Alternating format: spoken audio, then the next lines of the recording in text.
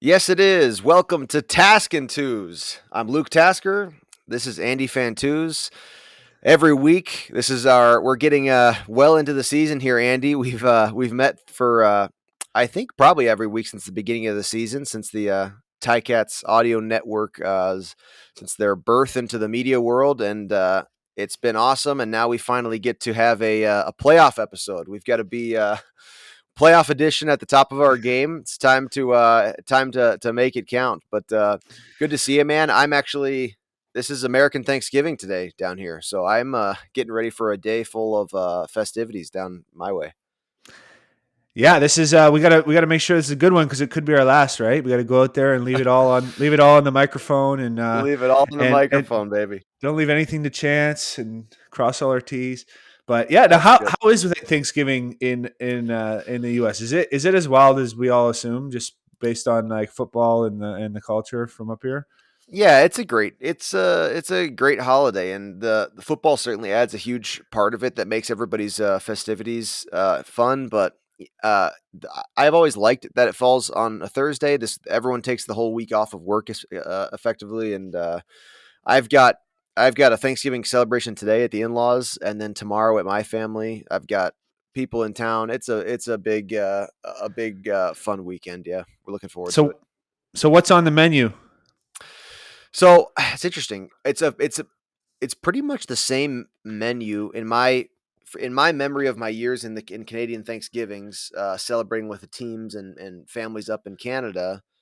It's effectively the same deal. We've got turkey, mashed potatoes, pumpkin pie, gravy stuffing, that the whole thing. So there's been years where my family has mixed it up. We had a crab leg dinner Thanksgiving a few years back, uh, Nice. just to sort of keep you on your toes. But no, effectively it's your classic Thanksgiving feast.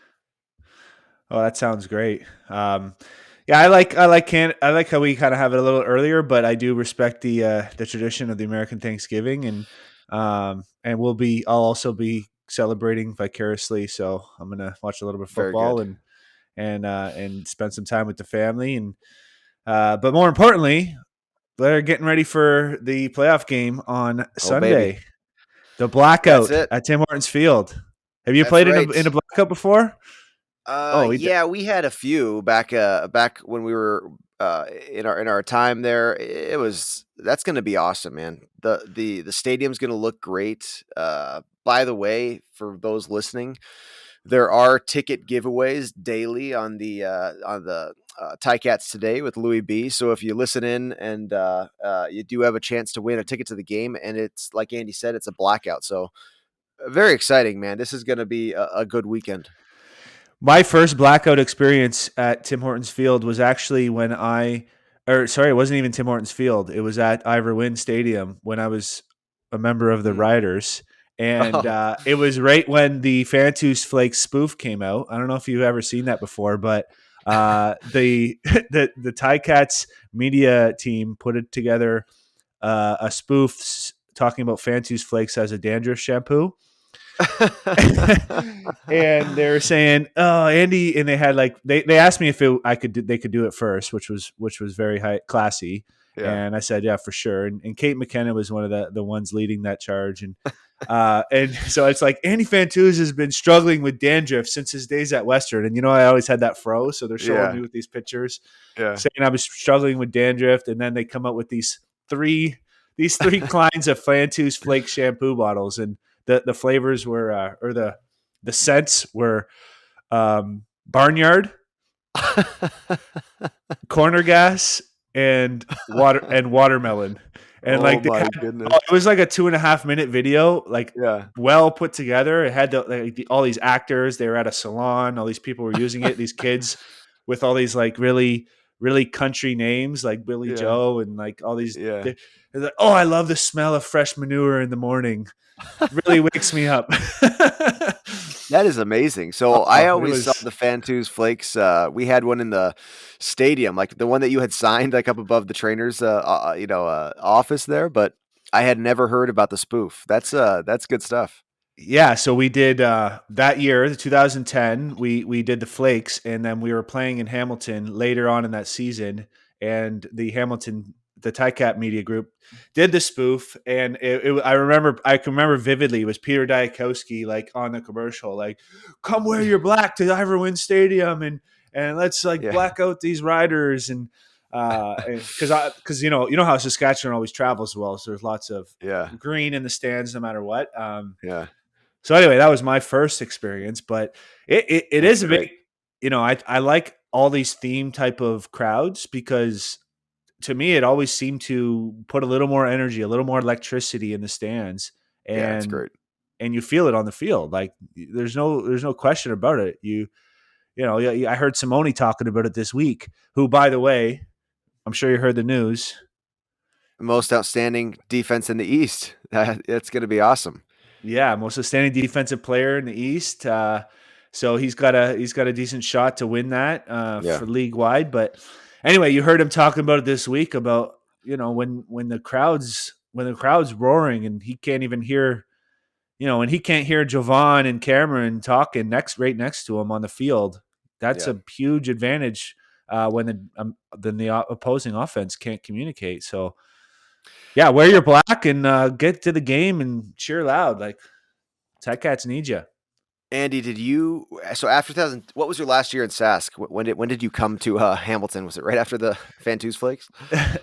Well, I had that brief cup of coffee in Chicago in 2011, and Right. then so I kind of missed out on that year. So 2012 was my first season in Hamilton, which Yeah. was Iverwin's last season.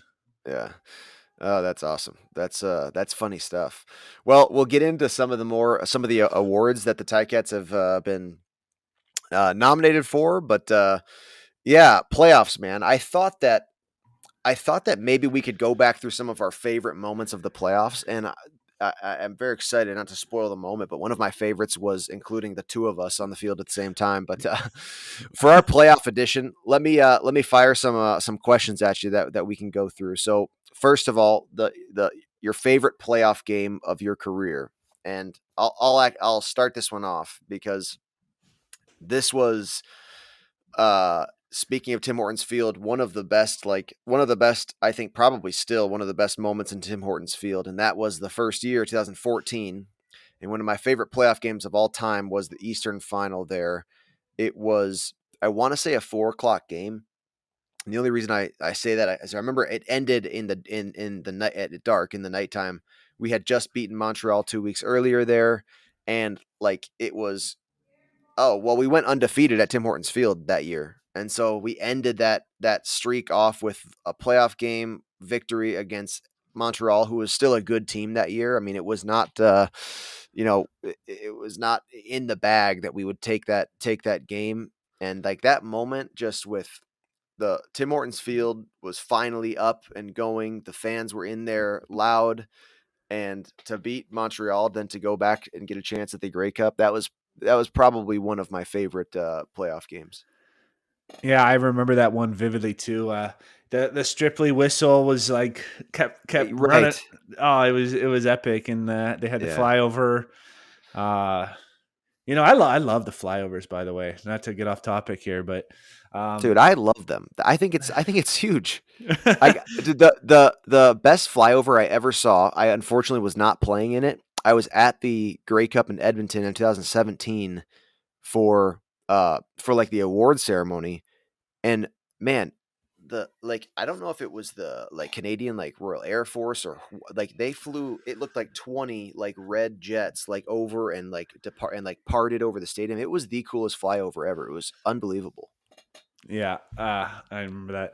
That's yeah, I get so excited. I like the flyovers, like the when you ever get some like bagpipes, and I don't know. I get the Fire, yeah. chills. Back in 2010, first game of the season was against Montreal, and this is in Saskatchewan. But right after we had lost in the Grey Cup, so it was Canada Right. Day. It was the opening game of the season, and it was one of the highest scoring games I was ever a part of. It was like 55-49.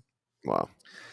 And but anyway, at the start of the game, it's Canada Day, and they had the jets flying over. They had like the anthem was amazing, and then as the anthem was going on, this flying V of Canadian geese went diagonally across the stadium, and I was just like full chills, like half chub, like I was like, so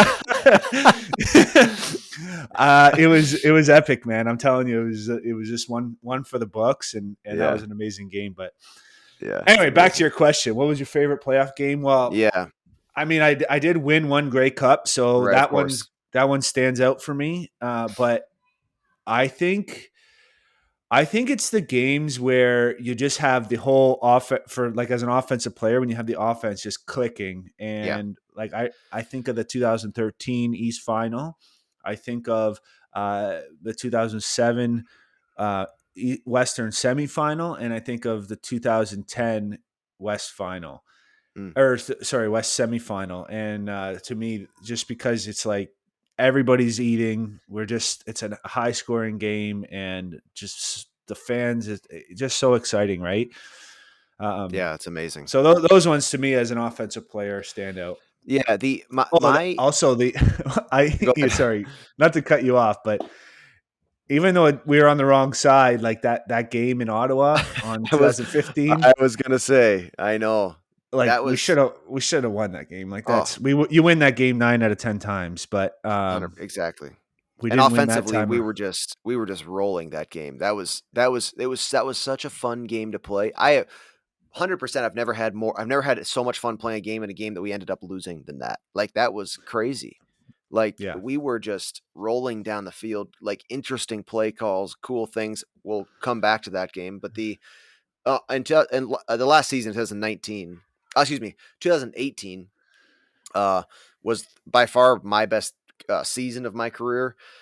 And our playoff game at home in the Eastern semifinal crossover against BC was like kind of like that. Like we just dominated them. Like I scored 2 touchdowns. I had like on both like really like great routes. Solely had like just like threaded the needle on one, and I sort of spun out of a tackle and made my way into the end zone. And like that was that kind of game where we like it just felt like there was like BC came in there having no chance. You know, when you look back on it, like there was just no chance for them. It was just so fun.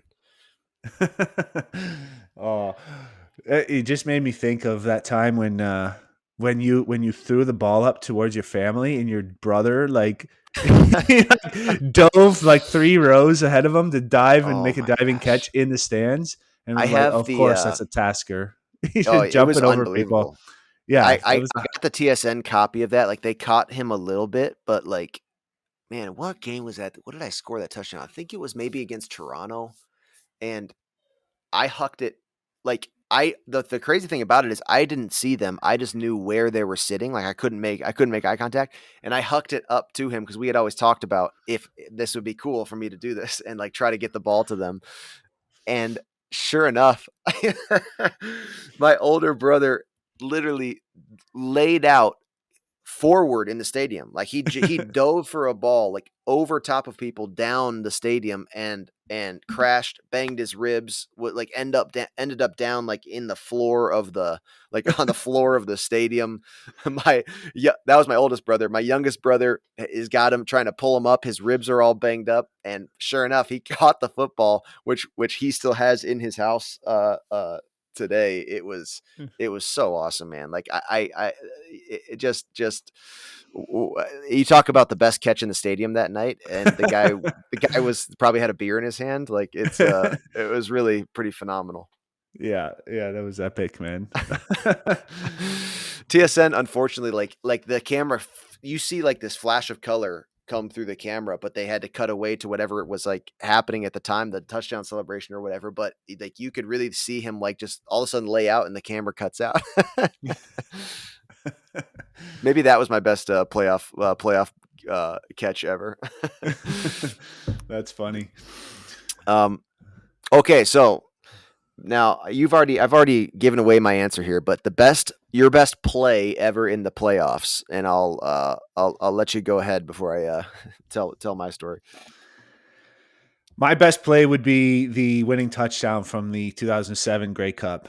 Uh, There you go, I easy. ran, yeah, I ran. You know how we used to run those banjo digs from number 3, where you start inside the hash, you end up outside the hash, and then Yeah, I used to run a lot of options off that. So I kind of had a few plays with it was with Paul Lapalisse as the coordinator at the time, Yeah. uh, where I could kind of go, I could curl, I could be doing corners, or I could be doing digs or Yeah. outs, and I just like totally gave this guy a three piece, like so hard, Yeah. and and and got him bad. I remember the GM on the flight the next day was like, "Wow, you opened that guy up so hard on that play," Yeah. which was cool. But anyway, and then I ran this dig, and I actually caught a ball that was even the catch itself was like fully extended, kind of with Yeah. my fingertips going full speed across the field, Yeah. and then I sort of ducked one tackle, came up and like did a close step and kind of swimmed another guy. So I broke two or three tackles, and then I was running with the ball just with my open hand, switched it into my other hand, and kind of got tackled as I was stretching over the goal line. And I Yeah. have like the most epic like poster shot right down the goal line of Yeah. me outstretched, like knee off the ground, Right. and the ball over in the end zone, and that ended up being the winning touchdown. So, That's uh, amazing. yeah, that was my best single play as an individual. Yeah. Yeah, That's amazing. I've seen that play before. In fact, I'm pretty sure Tommy Condell showed that in a meeting one time. I don't know if you remember that, but I'm pretty sure he pulled that up for whatever reason, playoffs or just for maybe for ball security. Actually, I wouldn't be surprised if that was also why we had talked about it. But yeah, that's gold, man. I think well, my favorite play of my career, I've always said, is that game we just referenced in Ottawa that we actually lost. But that semifinal and we were playing so well. That was the year that Zach Collaros got his knee injury, and Jeremiah took over, and we were rolling, and that we had a boring Eastern semifinal, like in a crossover at Tim Hortons Field, and then went to Ottawa, and we were just unreal. We were just calling all sorts of plays. Taekwon Underwood scored that like ridiculous slant and go. yeah, the yeah, I scored a touchdown later in the game also, but my favorite play was I got the pitch in the backfield, rolled out like really really sold like the wide receiver like end around run hard. Like I tucked the ball like up into my like running form, was had the ball tucked, stopped and threw to Andy Fantuz, number 83, all the way down the field. And like I remember the guy was still in coverage pretty well, but you like kept your body in position, like caught it over your shoulder, like in a like just it was just so beautiful. it was it was a perfect throw, and it was a nice catch too. But you just execute like you said, you just you sold it perfectly, and then just bombed like I don't know. It must have been 55 yards because I think it was like 45 downfield. Plus, I was all the Yeah. way on the sideline. So it must have been And 55, 60 yards. I don't know what it was, but perfect I remember spiral. watching it. Like, cause that's the thing. Like, I knew, like, before the game, like on that sheet, I had said, no matter what you do, don't let this play not work because you didn't sell the run. So, like, I kept it under my arm and like was running. And so, because I did that, like, you were so far down the field. Like, I remember watching the film, like, I had to like full body, like, feet off the ground, like huck the ball. But it was so perfect. That came from as a result of all of just like the sideline nonsense during practice. You and I had played catch, a million times, right? Like in like just throughout the weeks and days of the season. It was just what an unbelievable play. Yeah, that was epic. I think I had my brace on my arm because that's the year I Oh, that's dislocated right. my elbow. And Bionic remember we arm. had we had two in the same game, like Oh, it's and the CJ trainers, Gable, right? yeah, the trainers like Man, I've never seen this before in my life, and we had two in the same game. It's crazy. freaking that is so nuts. That same game, the playoff game, I mean, I also caught a touchdown on a corner route, but I was offsides myself on on my own touchdown, and Tommy Condell dialed that exact same play up in the exact field zone the one drive later, and I caught the same route for a touchdown that counted. both That, both incredible catches, by the way. Both it was awesome, two man. of like your top 5 or 10 catches that Yeah, I've you're seen you right. make. Yeah, they were So both great, but Man, that's just fun stuff. I nothing like making a big play in the playoffs. Very, very excited to see them this weekend. Quickly, the most outstanding player awards. Simone is getting the most nominated, I should say, for the East for most outstanding defensive player. I mean, you and I both played with this guy. We've talked about him like in the broadcast. I feel like I was telling RJ this the other day. It seems like every week, like his name is mentioned like in every quarter of the game. Like you just can't get through much of the game without talking about Simone for one reason or another. Obviously, he just broke the record, Rob Hitchcock's record, but I would love to see him get this. He was not. He's been the runner up already in his career, but man, just what a player, I think he deserves it this year. Yeah, he had an outstanding season and career, like you said, and just a guy that continues to grow as a player and as a professional and a leader. Yeah, Just ultimate respect for him and the way he prepares and the way he goes out and performs and gives it his all every single week. So he'll be no doubt a big factor on Sunday. And yeah, good luck at the award show. And we yeah. have another nominee for the East, one of your best buds, Oh yeah. and one of my one of my favorite young guys when I was at the end of my career was our guard Brandon Revenberg. Yeah, most outstanding lineman nomination, and he has been the runner-up before, as Simone has for his award. But man, this is the guy who was the staple of the O line this year for the Ticats when they were plagued with injuries all around. He kind of held it down with the young guys, and he's just a natural born football player. This would be a great nod to him for his career that's still has years ahead of it. But yeah, Brandon Revenberg hoping he comes home with an award at the end of the season as well. Yeah, very deserving, very deserving. Just kind of gives me that OG feeling. Even I guess he is one of the vets now, but you know he Yeah, isn't that interesting, man? yeah, he just gets down to work. Just very classic out there, like no gloves, no shirts, no just getting to work. Yeah. Honestly, don't Just his like like just his huge like white arms just like pop off the field like you're like, oh, what who is that gargantuan? Especially in the blackout game this week, you're going to see those just enormous no tape, no glove arms out there. yeah, just keep an eye out for him. He'll be always be 15, 20 yards downfield picking up the receivers. There we go. Uh, first one to grab the receivers. So you always love it Yeah. when your linemen are putting in that effort. By the way, the receivers, Andy, our heritage has continued here. Jalen Acklin and Tim White both got the East Division All Star nods for the Ticat receiver room. Glad to see it. Those guys, amazing. There's including this season. There's 3 years of experience between two players. So, and they both got divisional all stars. So I mean, exceptional work by those guys, and it was not an easy year for the offense. But especially, I mean, Tim White has done nothing but impress us the whole season. But I didn't. I got a chance to play a year with Jalen Acklin, and I'm very proud to see him get this award. He is a really great part of this team and a great part of that receiver room.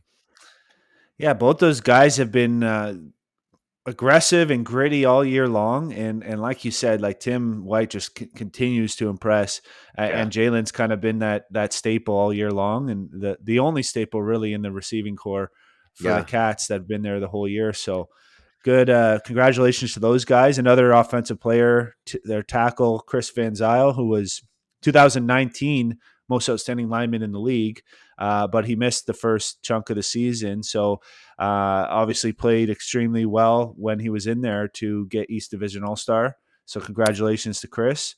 Yeah, that's pretty impressive. It's almost only played just a bit more than half the season, and he still gets the divisional nod. So well done, the 38-year-old. Love the guy. Yeah, not a huge not a surprise to us as we're watching every single game, but half of the defense of All Star team is from the Ticats. Even Yeah, though there's really. four teams, so six defensive All Stars for the East. We got DN Jagarrett Davis, D tackle Dylan Wynn, linebacker as we mentioned Simone Lawrence, And then in the defensive backfield, Cariel Brooks, Jamal Roll, and Tunde Adeleke, all East Division All-Stars. That's amazing, man. That's very, very. That does not surprise me. That defense has been impressive all year, and but that is an amazing honor having half the lineup. Yeah. Yeah, it's 10 players, out of 24 for the offense and defense is pretty impressive for Hamilton. And the only team Yeah, that had more, Winnipeg, had 14 for the West, yeah, 7 on offense and 7 on defense. So pretty impressive over there. But yeah, very very big congratulations to all these guys and deserving.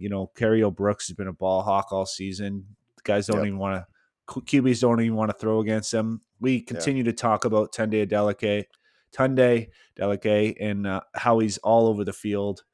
Jamal Rolls had to play both sides of the field, has to move around due to injury, and sort of taken over well for that Dalvin Bro vacancy, right, and then of course their big boys up front, Jagarrett Davis and Dylan Wynn are guys like, as you mentioned with Simone, you kind of just you're sort of referring to them in every quarter. It seems yeah, like almost every drive, yeah. They're as some making a kind of play impact. constantly.